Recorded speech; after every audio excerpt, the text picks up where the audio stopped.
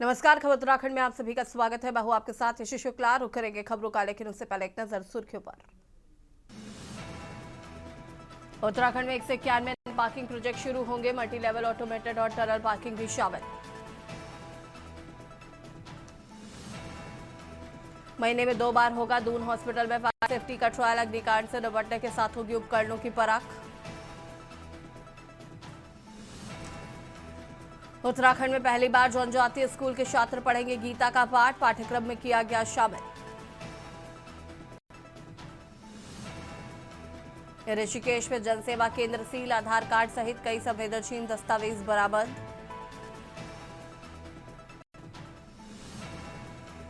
उत्तराखंड में 2 बड़ी परियोजनाओं को केंद्र सरकार से मिली मंजूरी। हल्द्वानी से हरिद्वार तक बनेगी एलिवेटेड रोड। क्रिसमस और नए साल के लिए औली में गढ़वाल मंडल विकास निगम के गेस्ट हाउस की बुकिंग फुल। पर्यटक मौसम का भी ले रहे अपडेट। आप देख रहे हैं के न्यूज, खबरों का सारथी। और सीधे आपको ले चलते हैं राज्यसभा, जहां पर केंद्रीय गृह मंत्री अमित शाह क्या कुछ कह रहे, सुन लेते हैं।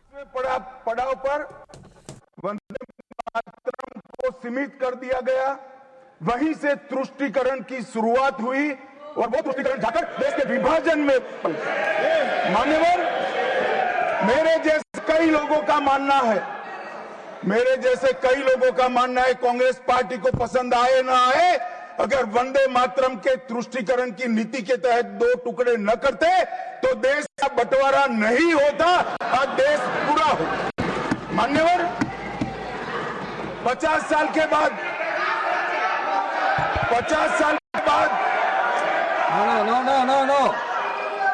No, nothing will go on record except Honorable Minister's speech. Please. मान्यवर, 50 साल के बाद वंदे मातरम 100 साल का हुआ। सबको था कि 100 साल मनाए जाएंगे, मगर 100 साल हुआ तब वंदे मातरम का महिमा मंडन का सवाल ही नहीं था, क्योंकि वंदे मातरम बोलने वाले जो सारे लोग थे उनको इंदिरा जी ने जेल में बंद कर दिया। इस देश में आपातकाल लगाया गया। विपक्ष के लाखों लोगों को, लाखों समाज सेवियों को, स्वयंसेवी संगठन के लोगों को जेल में भर दिया गया। कोई कारण के बगैर अखबारों पर ताले लगा दिए गए। यहां तक कि आकाशवाणी में उस वक्त एक ही माध्यम था, आकाशवाणी में किशोर कुमार की आवाज ही नहीं आती थी। ड्यूएट गाने भी लता जी की आवाज में ही आते थे। मान्यवर, पूरे देश को जब वंदे मातरम 100 साल का हुआ, पूरे देश को बंदी बनाकर रख दिया। और कल 150वां साल है। 150वें साल में लोकसभा में चर्चा हुई। साहब, ये कांग्रेस पार्टी की स्थिति देखिए। जिस कांग्रेस पार्टी के अधिवेशनों की शुरुआत गुरुवर टागोर जैसे लोग वंदे मातरम गा कर कराते थे। वंदे मातरम कांग्रेस पार्टी के आजादी के आंदोलन का एक मंत्र बना था। वो वंदे मातरम के महिमा मंडन करने के लिए जब लोकसभा में चर्चा हुई, गांधी परिवार के दोनों सदस्य नदारद थे, 2 में से एक भी। वंदे मातरम का विरोध आज भी जवाहरलाल नेहरू कर आज के कांग्रेस के नेतृत्व तक कांग्रेस के खून के अंदर बसा। मान्यवर,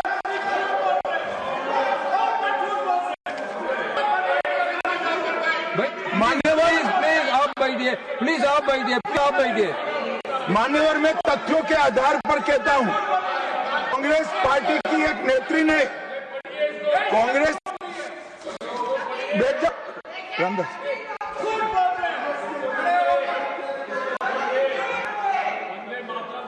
अरे दिग्विजय जी, अब नौकरी पक्की है। इस आयु में क्या कर रहे हो भैया?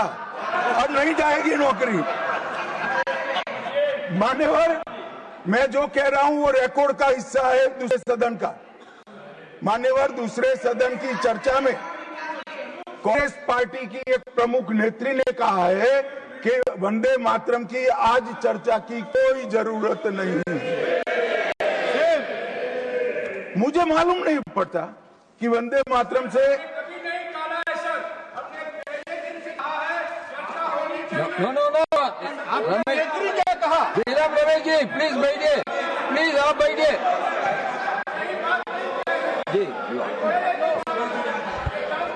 साहब, माननीय सदस्य जयराम जी का प्रॉब्लम है कि वो सिर्फ विपक्ष की ही बात सुनते हैं, अपने नेताओं की बात को सुनते नहीं है।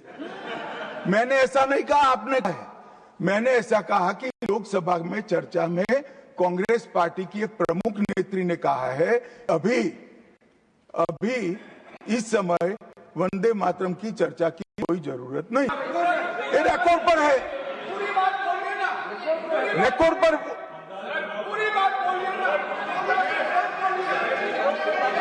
मान्यवर आप बैठिए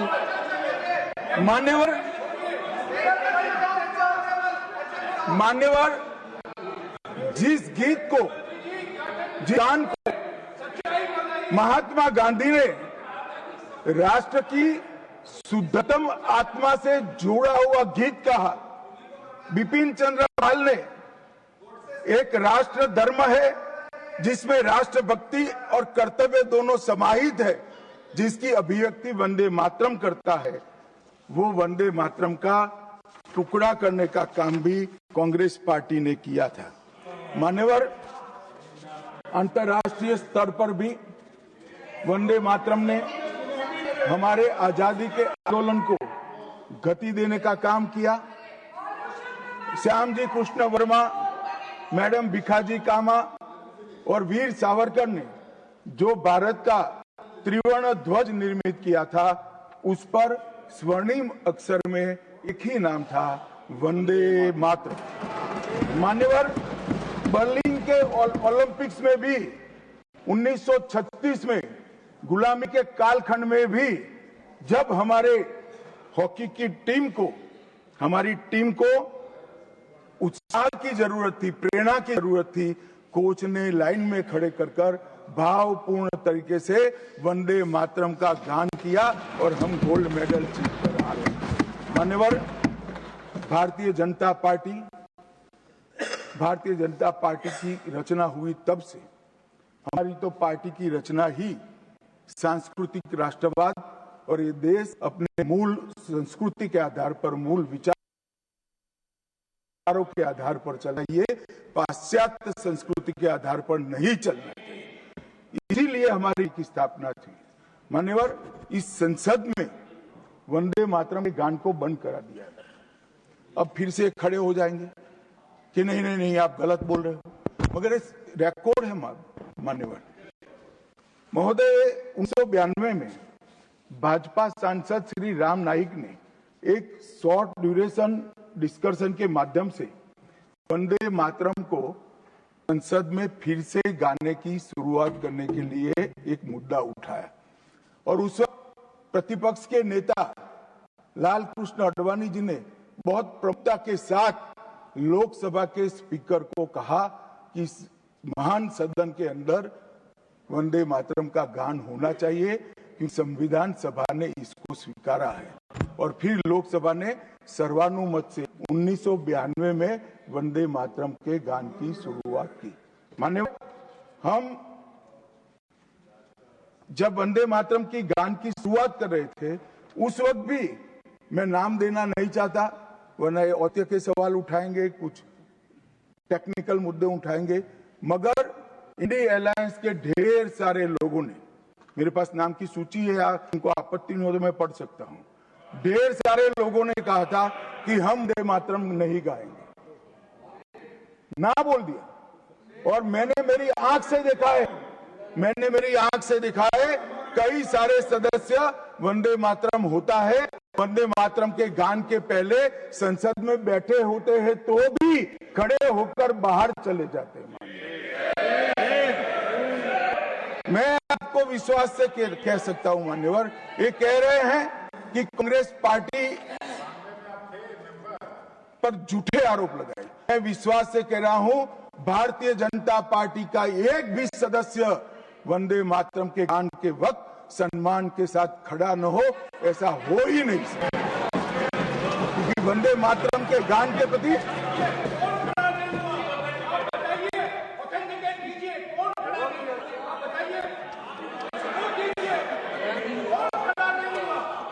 आप बैठिए, आप बोथ बैठिए प्लीज, आप बोथ बैठिए प्लीज, बैठिए please. You will get your chance to speak. You can say your opinion when the turn comes to you.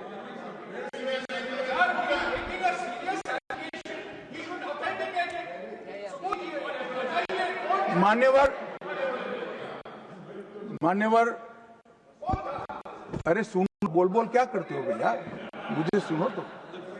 मान्यवर सन्माननीय सदस्य जी ने कहा है कि कौन कौन कांग्रेस पार्टी के लोगों ने वंदे मातरम नहीं गाने के लिए स्टेटमेंट दिया है और संसद के बाहर चले हैं.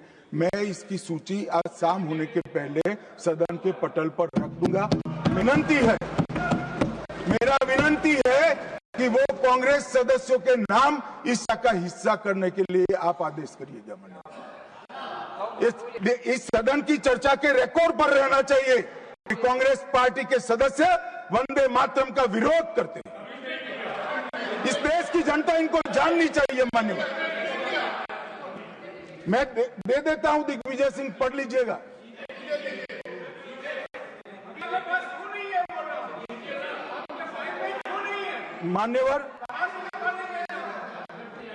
मान्यवर वंदे बंकिम चंद्र चटर्जी की, चट्टोपाध्याय जी की 130वीं जयंती पर हमारी सरकार ने, डाक विभाग ने एक स्टैंप जारी किया. स्वतंत्रता की 75 की वर्षगांठ के उपलक्ष्य में हर घर तिरंगा का अभियान भी हमने करा और उस वक्त हमारे प्रधानमंत्री जी ने जनता का आह्वान किया था कि तिरंगा फहराते वक्त वंदे मातरम बोलना नहीं भूलना चाहिए. और मान्यवर, ये वंदे मातरम की 150वीं वर्षगांठ, उसको भी भारत सरकार बहुत अच्छे तरीके से हमने मनाने का तय किया है. 1 अक्टूबर 2025 को केंद्रीय मंत्रिमंडल ने पूरा वर्ष वंदे मातरम के यशोगान में मनाया जाएगा, इसका प्रस्ताव पारित था. 24 अक्टूबर 25 को राष्ट्रीय और अंतर्राष्ट्रीय स्तर पर समन्वयित कार्यक्रमों की रूपरेखा तय की गई. माननीय प्रधानमंत्री जी ने भारत माता को पुष्पांजलि देकर 7 नवंबर 25 को नई दिल्ली में ये वर्ष का शुभारंभ किया. उसका चरण 1 नवंबर में हो चुका है, चरण 2 जनवरी 26 में होगा, चरण 3 अगस्त 26 में होगा और चरण 4 नवंबर 26 में होगा. स्मारक डाक टिकट का वो भी हम जारी कर चुके हैं, सिक्का भी जारी कर चुके हैं. वंदे मातरम नाद एकम रूप अनेकम ऐसे शीर्षक से 75 वादकों द्वारा विशेष सांस्कृतिक प्रस्तुतिकरण की रचना भी हो चुकी है. और सुबह 10 बजे उस दिन 7 नवंबर को देश भर में सामूहिक वंदे मातरम का गान भी भारत सरकार के आह्वान पर देश की जनता ने किया. मान्यवर, वंदे मातरम के 150 वर्ष, इसकी डॉक्यूमेंट्री और प्रदर्शनी बनाई गई है हर जिला सेंटर पर, और हो सके तो तहसील सेंटर पर को दिखाया जाएगा. डिजिटल मोड पर करोड़ों लोगों को वो प्रदर्शनी भी भेजी जाएगी. ऑल इंडिया रेडियो, दूरदर्शन और एफएम चैनलों पर विशेष कार्यक्रमों को प्रसारित करने का हमने आयोजन किया. प्रेस सूचना ब्यूरो द्वारा टायर T2 और टायर 3 शहरों में चर्चा सभाएं का आयोजन होने वाला है. सभी भारतीय दूतावासों में वंदे मातरम आधारित सांस्कृतिक संध्याएं आयोजित होने वाली है. Vande Mataram salute to mother earth के तहत वृक्षारोपण अभियान चालू है. हाईवे पर देशभक्ति आधारित वंदे मातरम के इतिहास को दर्शाते हुए भित्ति चित्र भी हम करने वाले हैं। रेलवे स्टेशन और हवाई अड्डों पर एलईडी डिस्प्ले के माध्यम से सार्वजनिक घोषणा भी होगी और वंदे मातरम और बंकिम चंद्र चट्टोपाध्याय जी पर 25 लघु फिल्में 1-1 मिनट की बनाने का भी हमने शुरुआत कर दिया है। मान्यवर, देश के प्रधानमंत्री जी ने लाल किले से अमृत काल के लिए पंच प्रण की घोषणा की थी। इसमें एक, जब देश आजादी की शताब्दी मनाता हो उस वक्त विकसित भारत का लक्ष्य हमने तय करना है। गुलामी की हर मानसिकता से मुक्ति प्राप्त करनी है। अपनी विरासत पर गर्व लेना है। देश की एकता और एकजुटता और अखंडता को हमें संभाल कर रखना है और नागरिकों में कर्तव्य की भावना को हमें आगे बढ़ाना है। मान्यवर, जब देश के आजादी के 75 साल हुए, कोरोना काल होने के बावजूद 2 साल तक पूरे देश के हर गांव-गांव में आजादी के अमृत महोत्सव को मनाया गया। अमृत महोत्सव के माध्यम से इस देश की पीढ़ी को हमारी 1857 से 1947 तक की पूरी आजादी के संघर्ष को हमारे युवाओं को परिचित कराया। कई नामी, कई अनामी, जिन नाम भी इतिहास में दर्ज नहीं हुए, ऐसे स्वतंत्रता संग्राम के नायकों को ढूंढकर उनके स्मारक बनाए गए। देश भर में कई कार्यक्रम हुए और देशभक्ति का एक नया ज्वार खड़ा करने का प्रयास आजादी के बाद पहली बार 75 साल जब मनाए गए तब हुआ। और वहां से हटके माननीय प्रधानमंत्री जी ने अमृत काल का विचार रखा। आजाद हुए तब से 75 साल जितनी भी सरकारें आई, अच्छा काम किया, सबने देश को बहुत आगे बढ़ाया है। हमने हमारे लोकतंत्र को पाताल से भी गहरा पहुंचाया है। हमारे लोकतंत्र की जड़ें आज मजबूत हो चुकी है। मान्यवर, मगर 75 से 100 साल का एक कालखंड अमृत काल के रूप में इसका नामकरण प्रधानमंत्री नरेंद्र मोदी जी ने करा और देश के युवाओं के सामने एक संकल्प रखा मान्यवर कि आजादी का अमृत महोत्सव से आजादी की शताब्दी तक ये जो पूरा कालखंड है वो देश को महान बनाने कालखंड के रूप में हम उसको चैलेंज के रूप में लेंगे, एक चुनौती के रूप में लेंगे। और जब आजादी की शताब्दी मनाई जाएगी, ये देश पूरे विश्व में हर क्षेत्र में नंबर 1 पर होगा। ऐसे देश और मान्यवर संकल्प आज प्रधानमंत्री जी का अकेले का नहीं है, कोई एक पॉलिटिकल पार्टी नहीं है। कुछ लोग भले उसको राजनीतिक नारा समझते हो, मगर ये संकल्प 140 करोड़ भारतीयों का संकल्प है और ये पूरा हो। और इसीलिए ये दैव योगी ही है कि जब अमृत काल हम मना रहे हैं तब भी वंदे मातरम के 150 साल आज आया है और फिर से एक बार इसके माध्यम से हम राष्ट्रभक्ति को जगाने का काम करेंगे। मान्यवर, मैंने पहले भी कहा कि वंदे मातरम काल बाह्य कभी नहीं होगा। उसकी रचना हुई तब भी कि इतनी ही जरूरत थी जितनी आज है। और मान्यवर, उस जमाने में वंदे मातरम देश को आजाद बनाने का कारण बना। अमृत काल में देश को विकसित और देश को महान बनने का नारा वंदे मातरम बनेगा, इसका मुझे पूरा विश्वास है। और मैं मानता हूं कि सदन में बैठे हुए सदस्यों की साझी जिम्मेदारी है कि हम बच्चे के मन में वंदे मातरम के संस्कार पुनः जागृत करें, हर युवा के मन में वंदे मातरम के नारे को प्रस्तापित करें, हर किशोर को वंदे मातरम की व्याख्या के रास्ते पर अपना जीवन समर्पित करने के लिए उसको प्रेरित करें। और वंदे मातरम का ये उद्घोष ही हमारे आजादी के सेनानियों ने जो भारत की कल्पना की थी वो भारत की रचना का कारण बनेगा।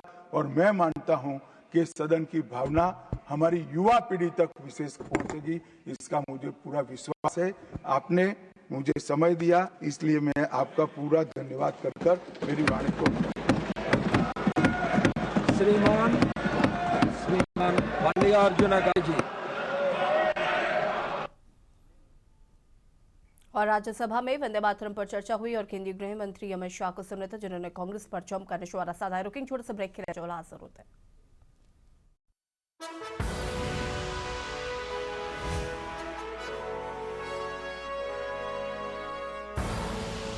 आप देख रहे हैं के न्यूज खबरों का। ब्रेक के बाद एक बार फिर से सभी का स्वागत है और करेंगे उत्तराखंड की खबरों का। हल्द्वानी के बनपुलपुरा में रेलवे अतिक्रमण को लेकर सुप्रीम कोर्ट से बड़ा फैसला आ रहा है। ऐसे में सुरक्षा व्यवस्था को लेकर पुलिस और प्रशासन के साथ रेलवे पुलिस बल द्वारा फ्लैग मार्च निकाला गया, जिसमें ADM Vivek Rai, city magistrate Gopal Chauhan, SP city Manoj Katyal के नेतृत्व में फ्लैग मार्च निकाला गया। इस दौरान प्रशासन और पुलिस के अधिकारियों का कहना है कि सुप्रीम कोर्ट में पूरे मामले को लेकर कल फैसला आना है। इस समय सुरक्षा व्यवस्था मजबूत की गई है। सोशल मीडिया पर भी पुलिस नजर बनाए हुए है। लोगों से अपील की जा रही है कि सुप्रीम कोर्ट के फैसले का सम्मान करें, किसी भी तरह से कानून व्यवस्था के साथ खिलवाड़ होने नहीं दिया जाएगा।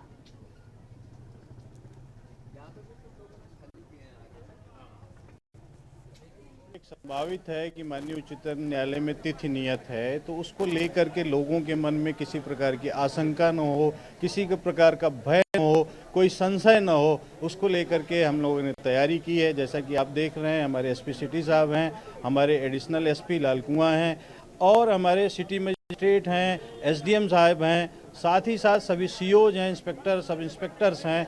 अच्छी संख्या में फोर्स लगा करके हम लोग हैं लोगों के बीच में जा रहे हैं, जिससे कि उनको किसी प्रकार का संशय नहीं रहे। बेसिकली सोशल मीडिया जो है बहुत इंपॉर्टेंट फैक्टर है आज की डेट में। उसकी मॉनिटरिंग के लिए हम लोगों ने स्पेशल टीम जो है बनाई है। इसमें 4 लोग हैं जो कॉन्टिन्यूस मॉनिटर कर रहे हैं और सोशल मीडिया में कोई भी बेसलेस यानी बेबुनियाद और भ्रामक और किसी को इकट्ठा करने के लिए और दिग्भ्रमित करने के लिए अगर कोई सूचनाएं चलाएगा तो उसके खिलाफ हम लोग कड़ी कार्रवाई करेंगे। और इसके अलावा जो पब्लिक है उसमें कॉन्फिडेंस लाने के लिए कि हम लोग बिल्कुल तैयार हैं और जो भी माननीय उच्चतम न्यायालय का निर्णय होगा उसका हम लोग 100% अनुपालन सुनिश्चित करेंगे।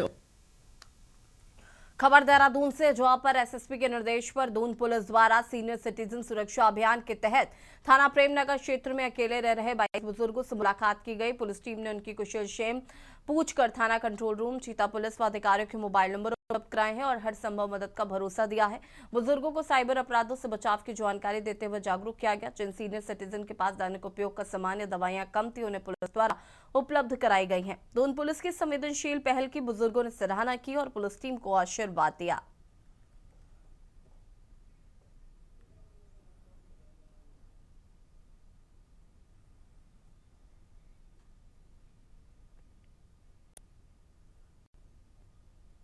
में निवास करते हैं, इसमें बहुत सारे ऐसे सीनियर सिटीजन हैं जो अकेले एकाकी रूप में रहते हैं, क्योंकि उनके बच्चे कहीं ना कहीं विभिन्न कारणों से बाहर विदेशों में है या अन्य जगहों पर कार्यरत हैं, जिस कारण से वो यहाँ पर अकेले रहते हैं। तो उसको देखते हुए पूर्व में भी जो हमने एक डेटाबेस भी बनाया था, जहाँ ऐसे बुजुर्ग रहते हैं उनके घर पर यथासंभव पुलिस जाए, उनसे खासकर जिस तरह से वो साइबर फ्रॉड में देखा गया, कहीं ना कहीं ट्रैप पे जाते हैं, अकेले रहते हैं, उनको कोई शेयर करने वाला नहीं होता या बताने वाला नहीं होता। उसको देखते हुए थोड़ा उनको साइबर क्राइम के बारे में भी जागरूक करने के लिए, जिससे कि वो अपने कहीं जमा पूंजी ना खो जाए या कोई जिस तरह से अभी डिजिटल अरेस्ट का कई इस तरह की घटना उनके साथ ना हो। तो उसको देखते हुए कोशिश यही जा रही है कि पुलिस को यथासंभव उन तक पहुंचे, थोड़ा साइबर क्राइम के बारे में उनको जागरूक करे और कोई भी ऐसी समस्या तो उनको अपने नंबर शेयर करें, जिससे कि वो पुलिस को तत्काल सूचित कर सके। खबर देहरादून से, जहां पर नगर निगम देहरादून के 27वें स्थापना दिवस पर महापौर और नगर आयुक्त ने नगर निगम आपके द्वार शिविर का शुभारंभ आर्केडिया स्थित जोनल कार्यालय से किया। शिविर में आर्केडिया जोन के 19 वार्डों से आए नागरिकों ने कुल 39 शिकायतें सुझाव दर्ज कराए हैं। कर अनुभाग द्वारा मौके पर 14,000 की कर वसूली की गई, जबकि स्वास्थ्य अनुभाग ने 13 प्रमाण पत्र जारी किए हैं। कार्यक्रम में पार्षदगण, निगम अधिकारी और बड़ी संख्या में स्थानीय नागरिक शामिल रहे।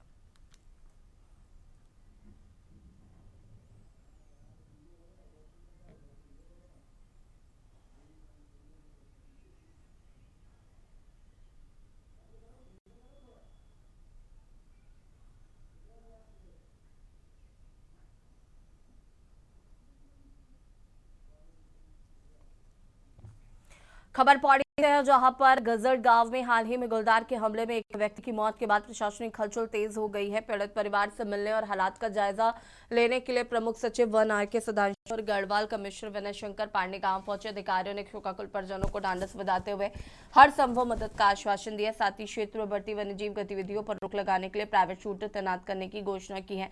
हंगामा बढ़ता देख गढ़वाल कमिश्नर विनय शंकर पांडे ने भीड़ को शांत करने की भी कोशिश की।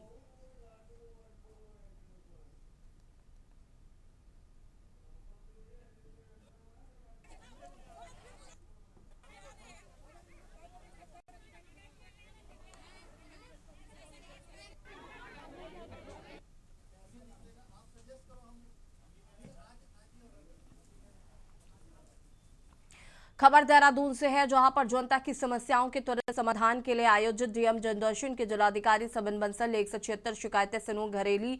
घरेलू विवाद, जमीन सीमांकन, आर्थिक सहायता, भरण पोषण, ऋण माफी, पेंशन व प्रमाण पत्र से जुड़े कई प्रकरणों का मौके पर ही निस्तारण किया गया। वहीं पारिवारिक व संपत्ति विवादों पर तुरंत कार्रवाई। प्रेम सिंह ने बेटी पर 10 लाख रुपए निकालने का आरोप लगाया है। डीएम ने बैंक को जांच के निर्देश दिए।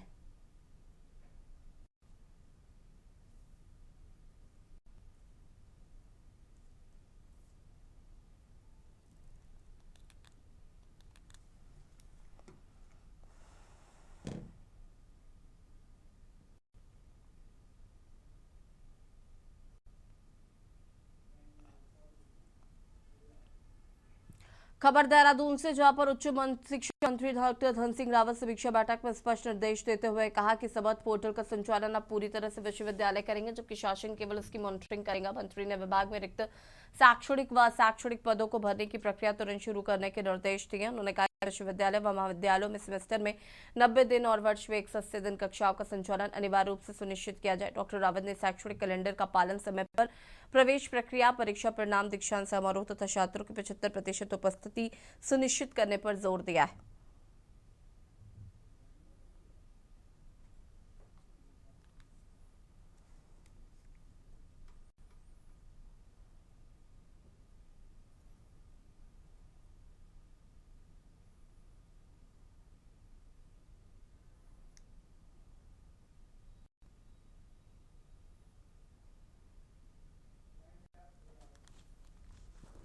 और खबर उत्तराखंड में फिलहाल इतना ही। देखते रहिए के न्यूज़ एरिया। नमस्कार।